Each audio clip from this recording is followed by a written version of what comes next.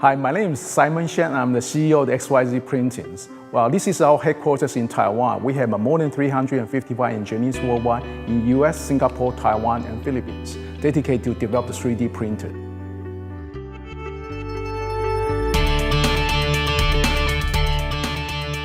Since 3 years ago, we started thinking why the 3D printers only can print the mono objects like this. Why not we cannot do it in the full color printings like this?